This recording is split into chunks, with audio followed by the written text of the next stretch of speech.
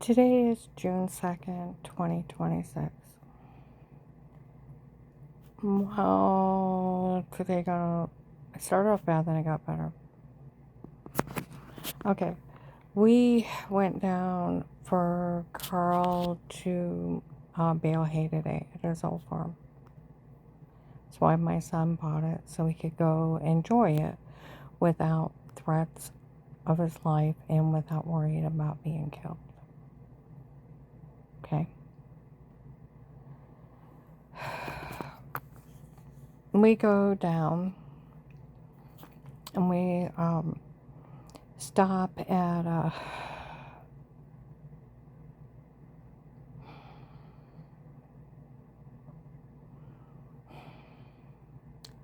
couple stores, then the Bell store. Okay? We're going to stop at a store and then the Bell store. Okay? On Route 800 Magnolia. Heard some guy mumbling he wanted us to call you ugly. I'm not going to do that. You know, you need to tell that asshole to shop it. Who has men go up and call a woman they've never met in person ugly? Who does that? An asshole. And if it's Dave's girlfriend's dad, that they were in debt to drug dealers and trying to pull a fast one on the FBI, tell them to shut up. They announced that it has to be that Henry Moffey from January 1926 showing up and saying all that crazy crap and how he never met me in person. He was a weirdo that sent me those few text messages through Instagram. Yeah, he's the one behind inciting Carl's family to threaten his life because he could steal from them. You can't steal from somebody else. It's illegal. Okay, then while I'm in the Bell store, some guy's in there. He said that former agent showed up at that courthouse. Said there was no one around her. Called her the biggest liar. And told him that all that surveillance and the whole case needed to be thrown out and they need to get someone to help him do it.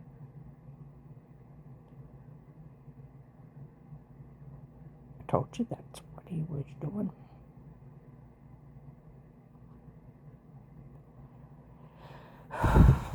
So, we went to Carl's farm. Carl has to run this one thing over to ted the hay where it spreads it out, or I don't know what it does. Then he has to get the baler out, get it hooked up. And he has to run it up and down, and it picks up the hay and then shoots out the back bales of hay. And he has to keep running the lawnmower, right? Or the big tractor.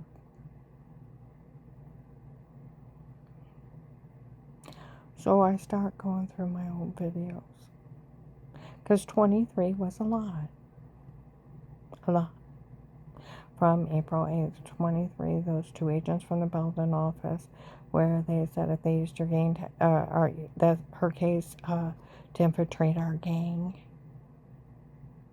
go ahead and give our money, we're out of here. And those two agents from the Belden office, we actually did.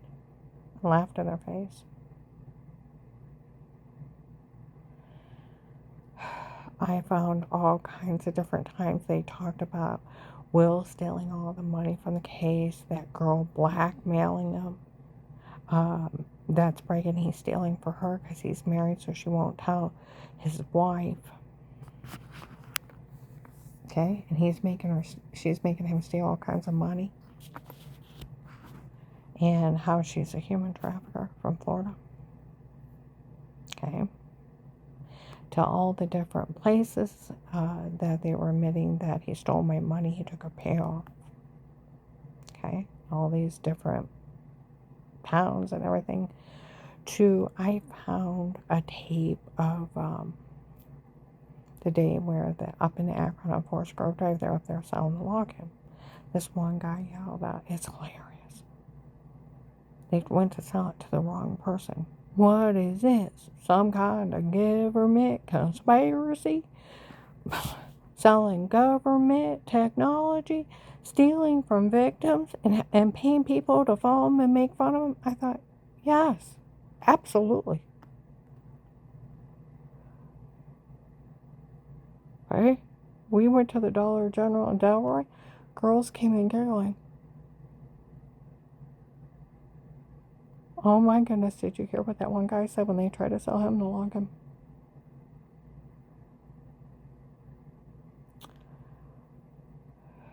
Okay? And then I'm going through different things.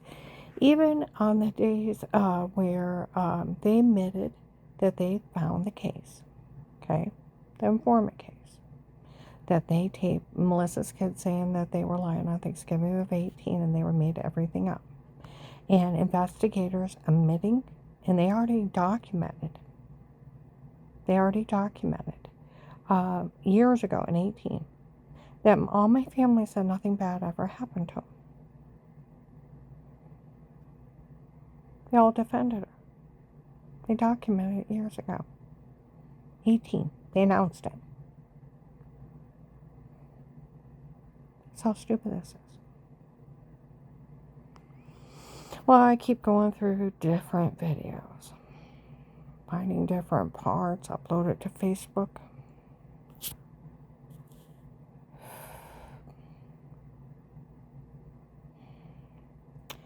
We go to look at a new, I forget what it's called, brush hog to mow more hay.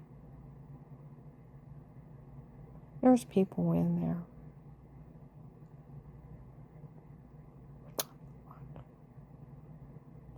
Walk around saying this, saying that. How that they all realize that agent stole my money and that's why he did it. And they realize with all the information she got on that guy trying to bring in oil as a third party for Trakasami into the United States in 21. She had enough on him that they called down and asked about the shipment that started the investigation that led to his arrest. And they think that that former agent stole the $10 million from the government on her tip and her work.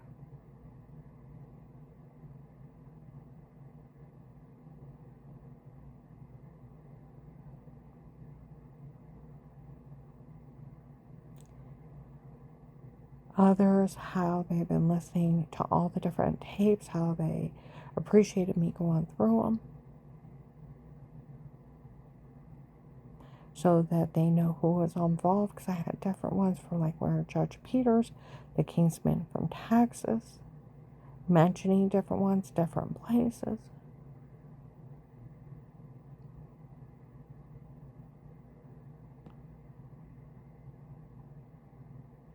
So we realized who's all involved.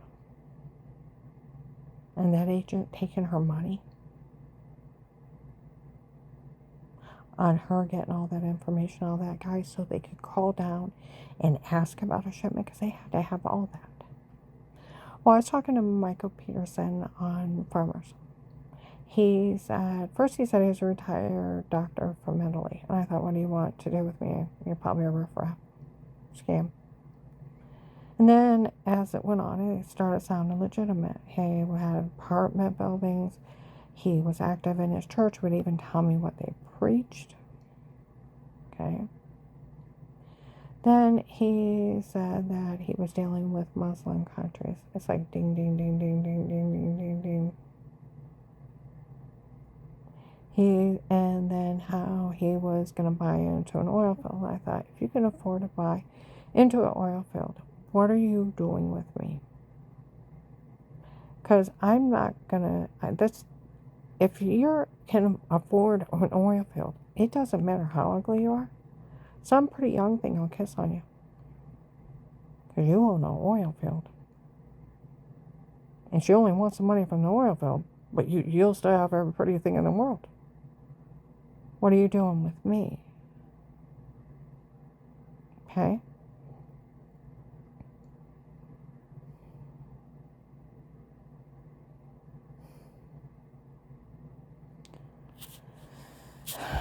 And then he said, well, I'm actually buying it an oil tanker. I'm buying it as a third party. And he said, I'm buying it from Venezuela. Well, look up Venezuela. It's rich in oil. He said, and I said, well, are you taking it back to Italy? No, I'm taking it to the U.S. He said, I've dealt with Trekasami before. I looked him up. He's wanted by the government for $10 million. Anything leading, or a tip leading to his arrest. Okay? And I said, I don't believe you. He said, why would I lie? I said, then prove it. He sent me a letter of allegation, bill of sale. He sent me large money transfers. I got the airport and the time when he was leaving, where he was staying, what hotel.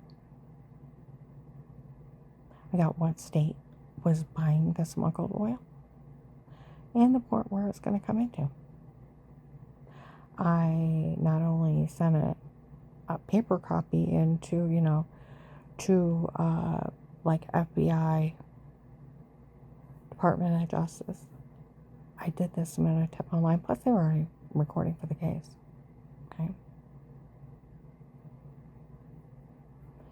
And I kept trying to think, try to get it out of him when he was going to come back. He was down there where I'm sending out all these tips online. The government shut down his credit cards. He told me that they shut down his credit cards. He had no money. You know what my response was? Sanctions are for everyone. He got trapped in Venezuela. Like a lady investigator, she got enough information that we called down and asked about that shipment. They said it wasn't legitimate. They'd look into it. Trekasami and 50 other men were arrested for smuggling oil out from under the government. Like they set up in Akron. What an accomplishment. One of their informants got information leading to the arrest of Trekasami. They don't even know what to say to her, all those drug dealers they got. And now she got a tip for Trekasami being arrested. I mean, and they were talking about from Akron to Alliance.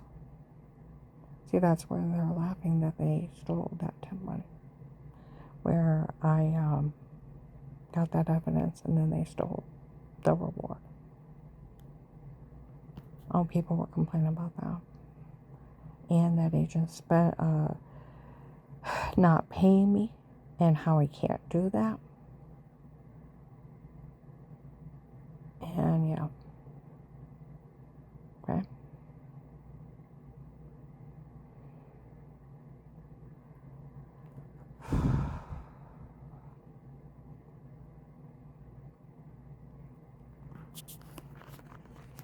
Some guy in there said, Carl wanted to look at a new bar shop. They're very expensive if you buy them new. If that's honestly what he wanted, he can have it. My husband's going to be 81 his birthday. He will, like he argued last year with Kathy Stoneman, his attorney, Bill Stoneman's wife. She said, Carl, as you age, you'll eventually decline. You won't be able to do everything you did. He said, I don't know what you're talking about. I am just as capable of doing everything I always did. I went out and did 300 bales of hay this year.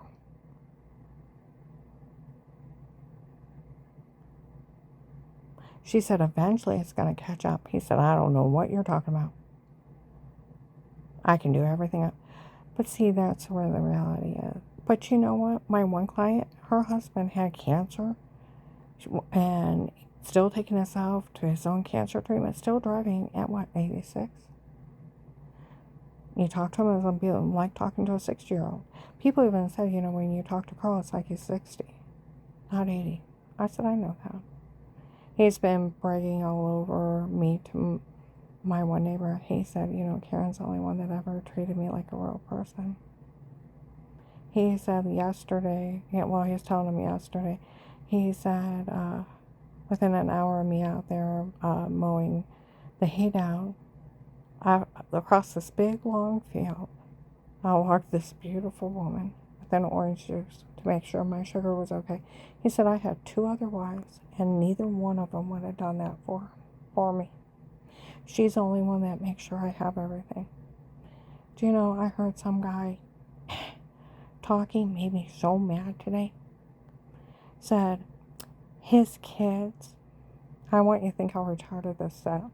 He even said it's stupid after he said it. They're mad. He is out spending his own money. Those kids and the ones that's saying stuff aren't even his kids. And his children are mad that he's spending his own money. It's stupid. They're married. I looked it up. That farm was only his. They didn't have any rights, and it's stupid. They're mad because he's spending his own money. It's because they've robbed him blind. They can't do it anymore. It is his money.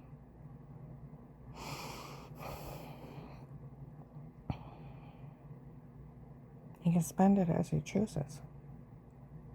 Get the idea.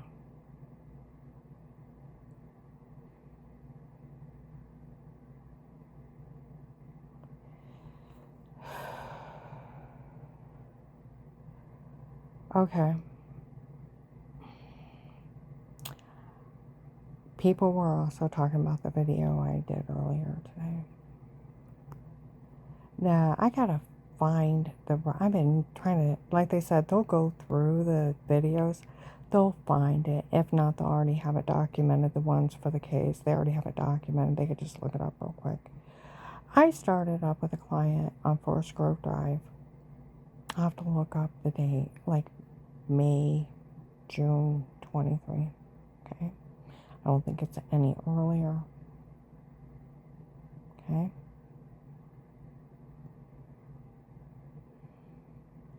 Within the first few days, people were out there knocking on doors, investigators, saying, I don't want you to say anything to Karen. He is saying anything to her. He said, have you ever listened to Karen before? He said, yeah. Did she ever mention that Agent Johnny said last name? He said, yeah, she mentioned him several times in the first of the case. He said, I thought it was him. He said, I called the FBI. They will not answer my questions. But we don't want you to say anything. It's already documented, verified. Everything was photoshopped on her before. They said, how do you do it? We're not for sure. But she's never even met the man that did it. She doesn't even know who he is. So don't say a word. Well, they're drugging the hell out of me. And then everything's digital, so. Well, I kept saying September 20th. I'm trying to find the right date. Well, between like April, May of 23, my client, I'd say November of 23, she had got an infection and she ended up in the hospital. Well, with having dementia, it made her totally bedridden after that. But before that, we were sitting outside, and the cartel would drive by, scream and stuff. Literally scream and stuff. And drug dealers would be off in the woods or off in the distance yelling stuff. And one guy yelled out, I asked John, what did this open-end comment mean? It didn't even make sense what was being said. And he said that he doesn't answer questions to no one.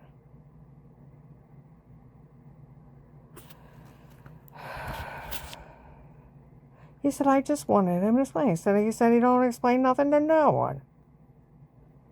And then to mind my own business, he started screaming at me. He said I kept telling him it didn't even make sense with what that was supposed to be being said, and then it didn't even make sense what was being said, and then it didn't even, it was like open-end comment. It didn't make any sense, so I was asking him what it meant. He told me he don't answer no one's questions.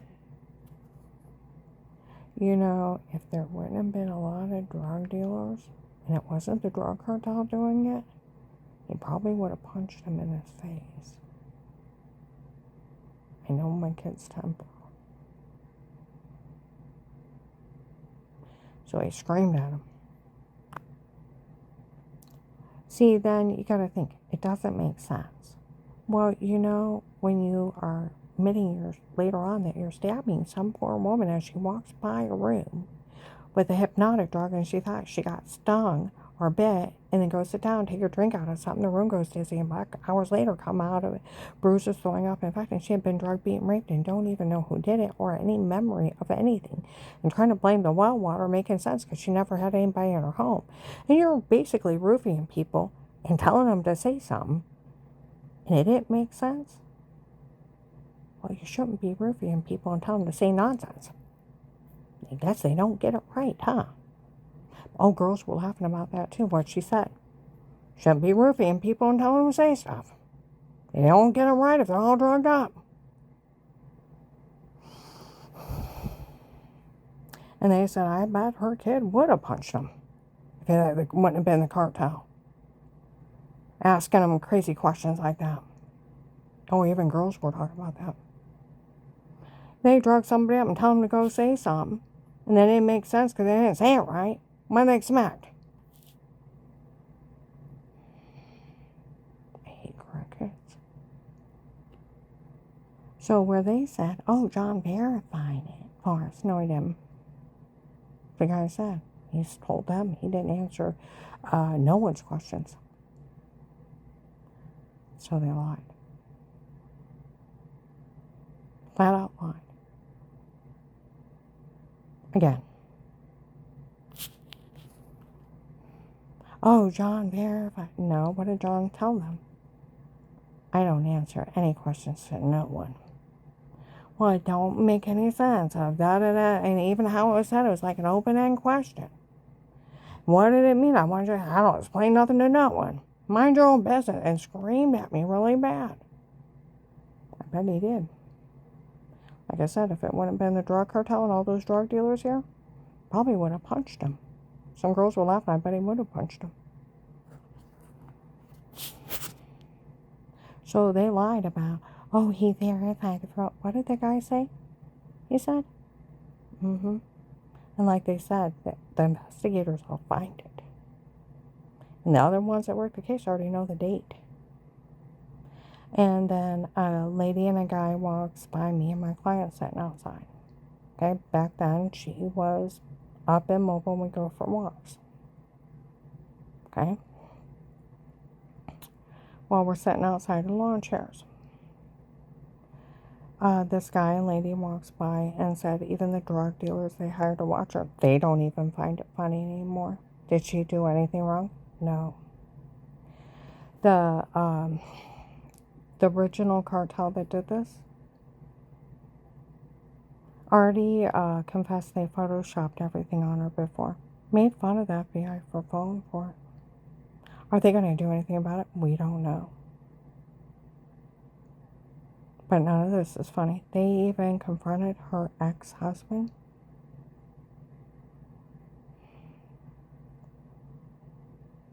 If he knew it was medical malpractice, medication errors, and fraud that made her sick before, and they encouraged them to sue those doctors for years, he said yes. And he didn't say a word and let all those people hurt her. None of this is funny. Get the idea? Like they said, they're just the ones that work the case, so we'll give it to them. They have an audio of those people saying that he never verified anything for any of them. He screamed at them.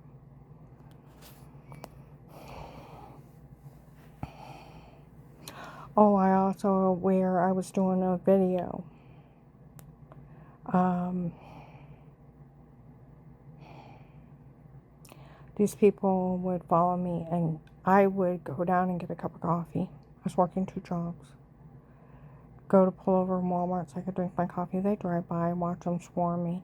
And these ladies are out there chanting and screaming. You could, the video I was doing with the video statement picked it up. Picked it up.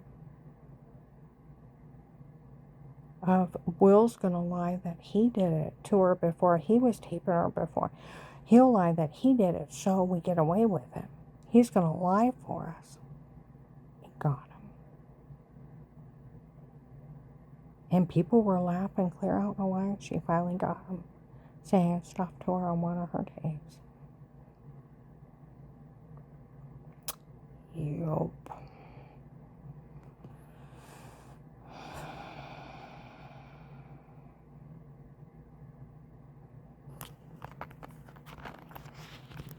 All right.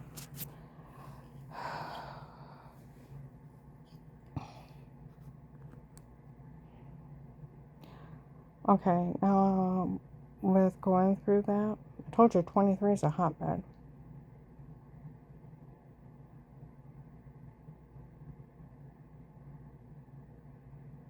'23 is a hotbed. We got, because June 7th, 23, FBI agent John found by the stunt on Tape 34. Oh, come on now, it was only a stunt. You're kidding. You mean that FBI agent actually fell for a stunt on Tape 34 that were only a stunt? John fell for that? You mean that FBI agent actually fell for a stunt on Tape 34 that were only a stunt? FBI agent John fell for the stunt on Tape 34. Screaming at Walmart, June 7th, 23.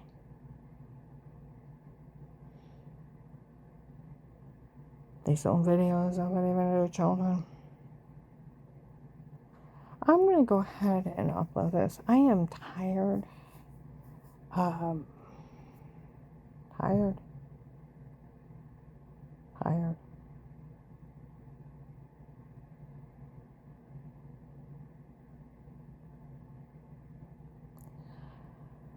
I worked last night and I'm tired. Then we left at 8:30 to go down that farm. We did a couple stops at those stores. Got there by 9:30, 10, and we're there till what, 4 or 5, and it's 8:30 at night. And I got off work at 7:20 this morning. I'm tired. I'm very tired. We're allowed to sleep if our client sleeps. Okay? And I have not been resting in the morning so that he can get done with the hay. He's in his glory. I mean glory.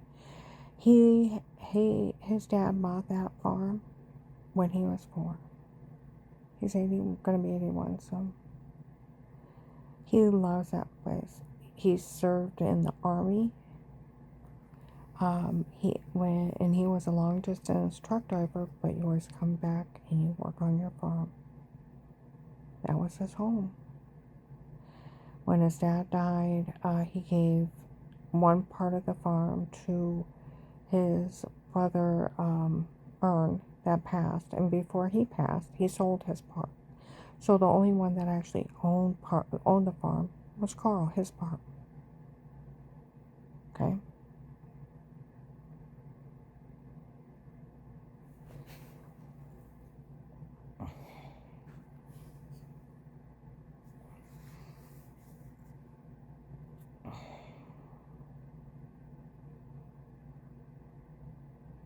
And it was only in Carl's name.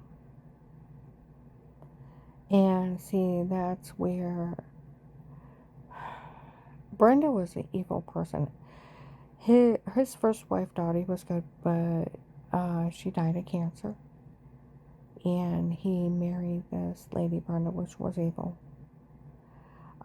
He was a long-distance truck driver out 5-6 days a week. She would only give him $9 for food. They lived on that farm for free. It was paid off. Only had utilities. A big check. All gone. She got child support from her first husband. Gone. Supposedly. Then her kids beat on him, sexually assault him. He's only like 5'3". He lived in fear and horror. They took all his money. When he came into money, they took it. And he lived through hell. And then these people inciting his son Rick that he was going to kill him to take that farm and threaten his life and tell other people he's going to kill him. And then he beat his brother's horse that he left to his daughter Desi and poisoned his cat, or her cat, and breaking that he was going to tell the Humane Society. Carl was doing it. Carl couldn't even go down to his farm because he told people when he found him he was going to kill him to take his farm. If he had to get him arrested, they take his farm, he would. Terrorizing him out of something he loved. He wasn't going to give it to him. They got in such a bad fight. He came home one day from the farm stopping. He said he threatened to kill both of us. He threatened to slit your throat, bash your head in. He threatened to bash my head in. He was going to kill me and take everything we own. And he was going to take that farm from me. And I told him, you will not threaten my life to take my farm. And he screamed at him, and he told him, you're no longer my son. And he came home, and he's stomping around, and he got out a big bin of pictures, and he sat and tore up every picture of him, all the way down to a baby. He said, I never want to lay my eyes on him again. He threatened to kill me to take my farm. He threatened to kill you. He is no longer my son the day he threatened to kill me. He threatened to kill you to steal from me. You get nothing. You can't terrorize people. You are not entitled to your parents' homes, their money. You didn't earn it. You didn't pay for it. It's not yours. You can't terrorize people out of stuff. People up to their dying breath can change their will and leave it to the Humane Society. They have rights. It's not yours. You can't just steal from somebody because you think you can victimize them. So, where that investigator saying, it's stupid, they're married, he's out spending his money, and his so-called children are complaining that he's spending his own money. Well, yeah, because they have robbed him blind. They can't get to him anymore. And they want to rob him again. It's stupid. It's his. Oh, another guy said, they were saying he was too old. He didn't even know what he's doing. I watched him bale hay. Do all those things on the tractor, and I watched him drive that truck and back that trailer in. He knows exactly what he's doing. I know he does. Like my one neighbor said, Carl acts like he's 60, not 80. I know he does.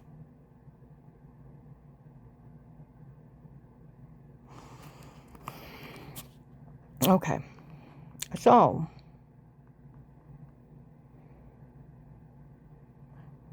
these people are starting to realize how stupid they sound. But I guess that former agent was down in that courthouse with that guy saying that he's an attorney. They said it's just some guy saying he's an attorney. They looked up his credentials. He actually isn't one. And he was telling that courthouse that I was the biggest liar. There was no one around me, and that surveillance and the whole case needs to be thrown out. That means every drug arrest. Judge Peters, Kingsman from Texas, Michigan, Buffalo, New York. Other people showed up, and that it's him stealing. People even showed up today. We heard how many departments, places, they all know that agent is stealing.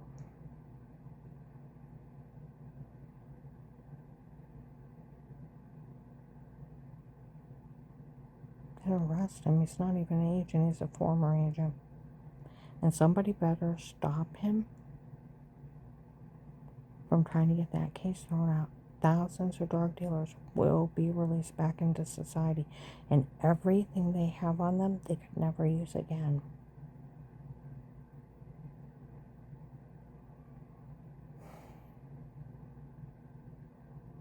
I'm going to upload this. Somebody needs to step up and do something.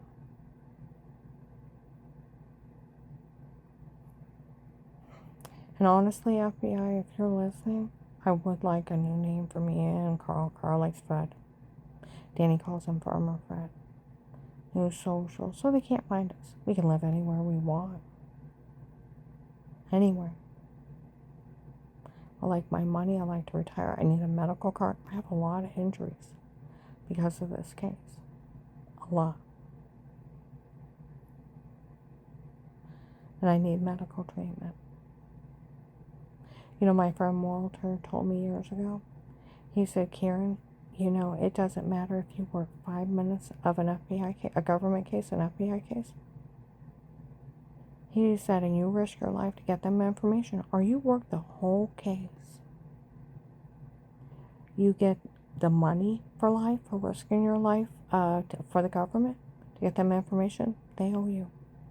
You're in immunity for life. That agent cannot withhold it. He cannot just take it. He can't. You know, the whole thing about how it's illegal for anyone to, an agent to tell you can't say anything. Takes a judge on a jury trial, freedom of speech. No judge could sign it. They'd be signing their own arrest warrant. Got things popping up on my phone, sorry. Arrest warrant for taking somebody's constitutional right away outside a jury trial or grand jury. They couldn't even sign it. No judge could sign it. They'd be signing their own arrest warrant. And I looked it up, they would. And that agent's only a hired police officer. It can't be in the quarter. He's only employee. I talked to a criminal attorney police. He was only employing me.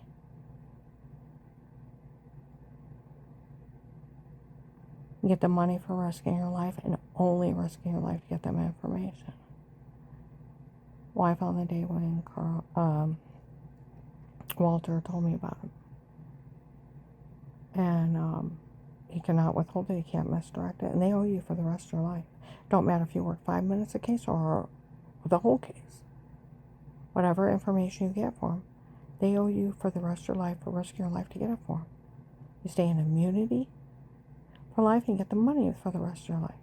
And the Department of Justice that put the FBI in jail if they ever try to drop you after you risk your life to get them information on a government case. See, that former agent was in a courthouse trying to get them to file that the case was fraud and all surveillance. Some guy showed up and said that today. They told me to stay out of it. But you better stay out of it. You'll meet people you'll never want to meet in your life.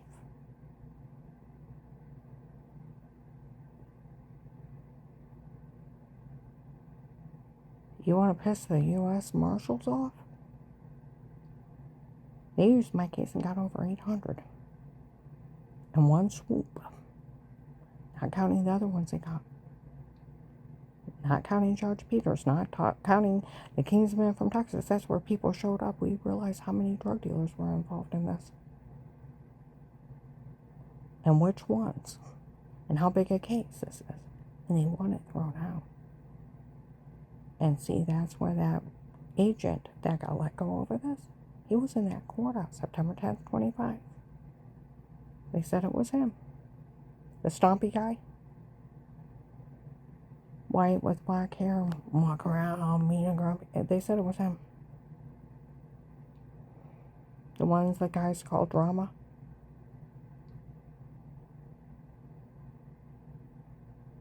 Tell them they were that called me a liar, called me that there was no one around me and the whole case was fraud and the surveillance and the whole case just needed to be thrown out. Well, some investigator was told to stay out of this. Oh, you don't want to meet people that had to go after those big drug dealers.